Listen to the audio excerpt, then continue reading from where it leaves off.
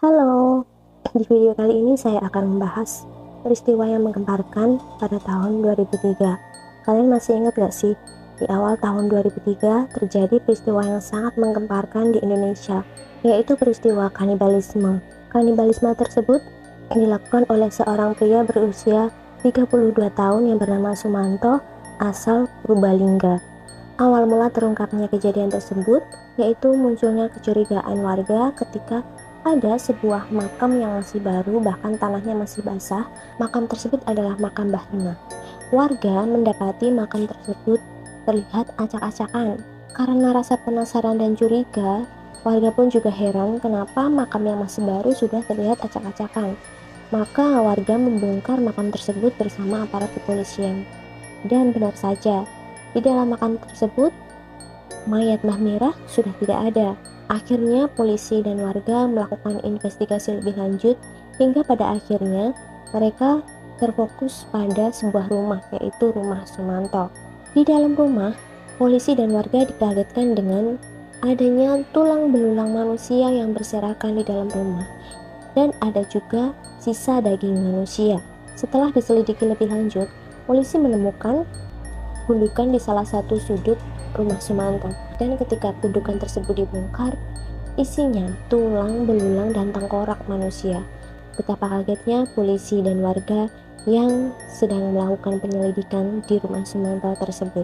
Akhirnya Sumanto pun mengaku jika tulang belulang yang berserakan tersebut adalah jasad Mbah Rina. Sumanto mengambil daging dari jasad manusia kemudian memakannya. Ada yang dimasak, bahkan ada yang dimakan mentah-mentah.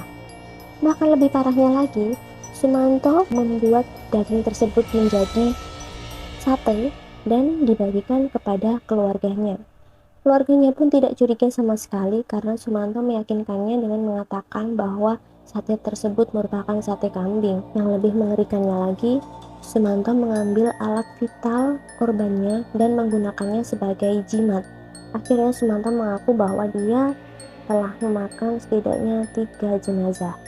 Akhirnya pada bulan Juni tahun 2003, Sumanto divonis dengan vonis 5 tahun penjara.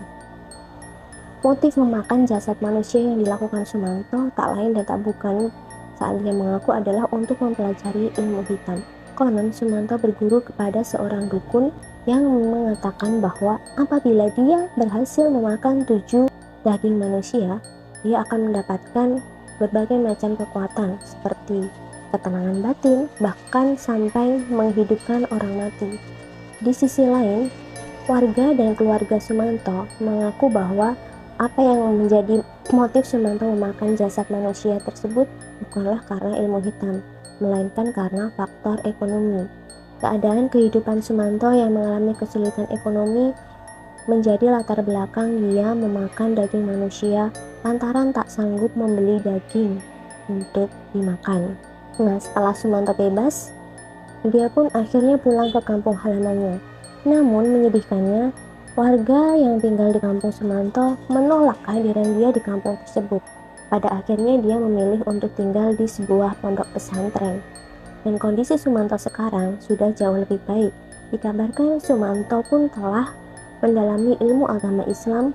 Sebelumnya dikatakan Sumanto mengalami gangguan kejiwaan, dan setelah dia berada di pondok pesantren, kejiwaannya mulai membaik dan dia menjadi sosok yang lebih alim. Kabarnya bahkan Sumanto sudah pernah 5 kali berkeliling dunia diajak oleh pemilik pondok pesantren tersebut. Oke, sekian dulu cerita kali ini, semoga menginspirasi. Jangan lupa tinggalkan komen, jangan lupa like, subscribe, dan share video ini. Terima kasih.